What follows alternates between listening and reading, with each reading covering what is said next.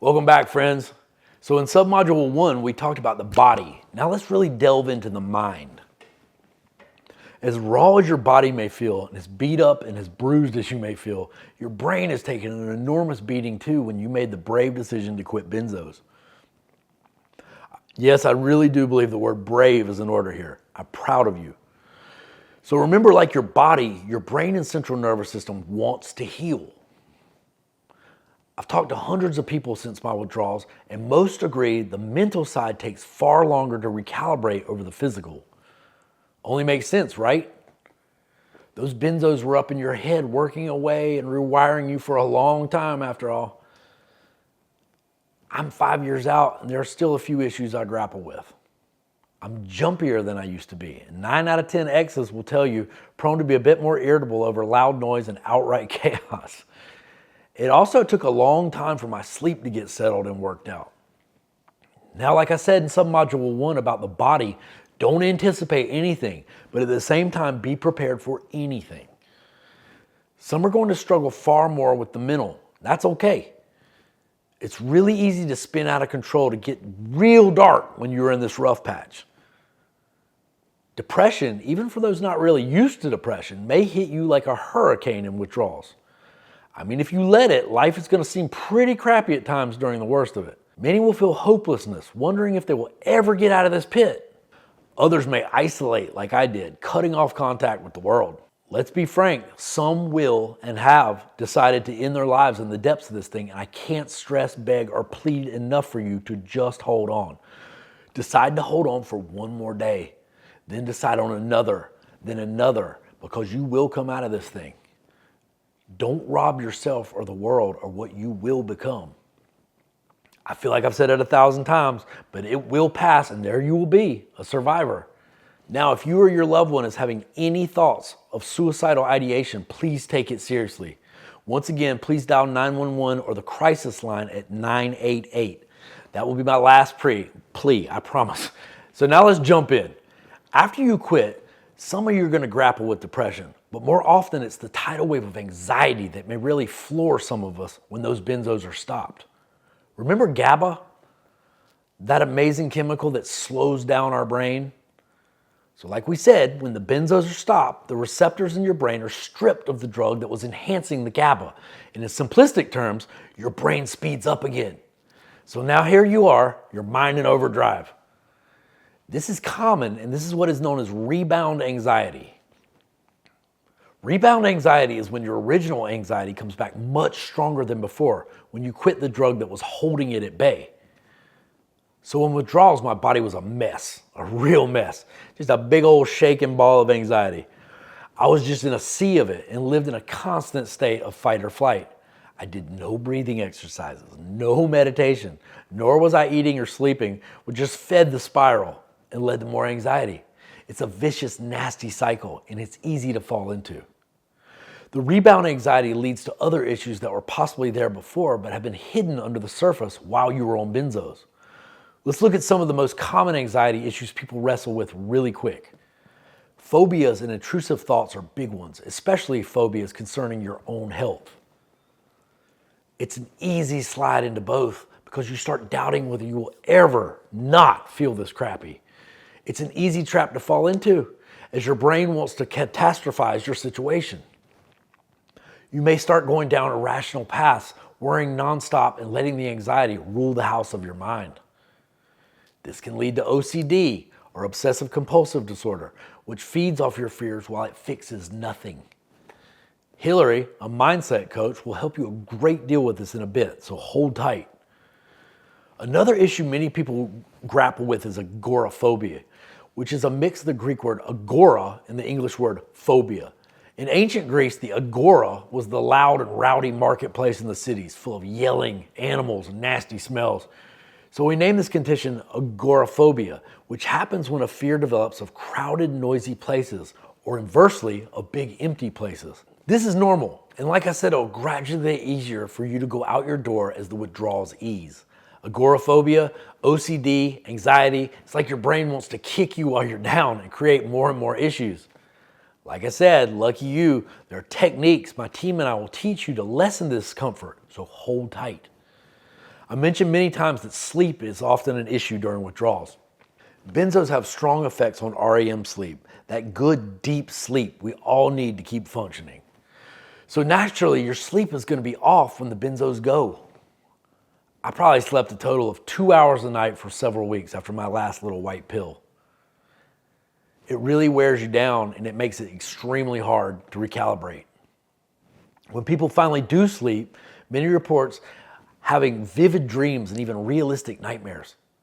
Like so many symptoms, they usually pass with time and usually seem to peak as your withdrawals do. Let's look at another cognitive issue. Memory issues are also very common during withdrawals and can become very frustrating as your brain heals. You're going to likely forget things, sometimes important things. Needless to say, be careful driving or working with machinery. Just really keep a tab on yourself. Usually you just forget to do stupid things. I felt very confused over simple things a good part of the time, to be honest, and it really aggravated me. I remember one night before I attempted sleep, staring at the toothpaste tube in my hand. Now, I've been known how to squeeze toothpaste since I was a kid. It's not hard, but this toothpaste tube just utterly befuddled me. Just staring at my hand, how does this crazy thing work? I could not, if my life depended on it, figure out how to make that toothpaste come out and get it onto my brush. It was like there were cobwebs in my noggin, but after a few weeks, this will clear up more and more. A good way to combat the temporary memory loss is to keep your brain active and engaged. Like exercise for your body, your brain needs a lot of exercise too. Now, pushing it right out of the gate might not be possible, but things like puzzles, crosswords, Sudoku, and reading were great ways to keep your brain active. Maybe study something new, something you can apply later on when you feel better. One lady I knew used this time to start to learn a new language. Another guy used it to learn how to carve very intricate duck decoys. It'll also keep your mind off of things, which is extremely helpful. Remember to have patience with yourself. This seems like a good time to let those closest to you know what's going on. Don't expect everyone to understand and don't take it personal if they don't. Those that care want to know and are apt to be more patient with you. Explain that you may be more irritable, a lot sleepier, and way more confused for a while, but also explain that you're in the process of healing and it will soon be yourself again. Back to you. Something called akathisia is common as well. This is basically like getting the jitters after drinking a pot of coffee or maybe a pot of strong tea for our British friends. What's frustrating is that these jitters usually increase and ramp up as you get more and more exhausted. Frustrating. All of it is frustrating, but it's gonna pass. Now, when you are awake, there are many other issues. One I really struggled with was depersonalization. It's the foggy feeling that you're not in your own body, like you and your body are separated. You aren't yourself, and nothing feels real. Some folks even feel like they are floating outside their body, completely disconnected.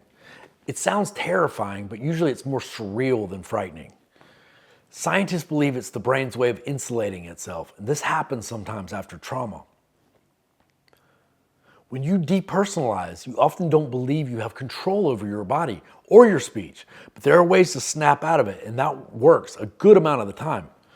If you feel yourself slipping into depersonalization, maybe pinch yourself hard enough to get your own attention, or hold something cold like an ice cube. Another way to snap out of it is to count things in a room, say pictures on the wall, or slats in the blinds. Depersonalization seems to be an issue that really affects those coming off the benzodiazepine. There's also derealization. In this symptom, you may not recognize yourself in the mirror. Try those grounding techniques again. Don't be afraid to give yourself a good pinch to bring yourself back to reality. Real quick, I'll throw in that vertigo and lightheadedness are very common. They usually peak as you withdraw, although some say they hold on for a while. Mine sure did. I had trouble bending over when I was at my worst, and it wasn't my aging knees or my back. So I'd drop a sock or something getting it out of the dryer. I'd bend down to get it, and I'd get so lightheaded I thought I'd pass out. But, like so many of these issues, one day it just wasn't an issue anymore, and life went on. I'm not minimizing the issue, just assuring you it's likely not going to turn into a chronic condition. Let's talk for a second about brain zaps. Brain zaps, you say? Matt, this is where you have lost your mind and are just making up issues at this point. I promise I'm not. I'm not making it up, I promise, and anyone who knows what I'm talking about knows exactly what I'm talking about. Brain zaps are these uncomfortable electric zaps in your brain that come from stopping drugs, especially benzos and antidepressants. They aren't fun and seemingly come out of nowhere. Now, they are uncomfortable, but they are harmless. Scientists don't even know exactly what they are. You can stress about them, or you can go into this knowing it's all normal. I was blessed to not suffer too badly from headaches, but headaches and migraines are very common in withdrawals as well. My friend Faith will help you here in a bit. Let's talk about hallucinations, which are common in benzo withdrawals. Hallucinations are a false perception of unreal things, sensations, and events your mind is creating. There are 5 recognized types, and you may experience one or all of them. Hallucinations are very common in rapid benzo detox, and especially when you quit benzos cold turkey as well. This is where I urge the caretaker to closely monitor those going through withdrawals, as hallucinations can often lead to suicidal ideation, planning, or even actions. It can be dangerous. It's not a bad idea to hide away anything that could potentially use to injure yourself. It's usually not that dramatic, but it happens, and it's better to be safe than to be sorry. So, that's about it for the withdrawals, friends.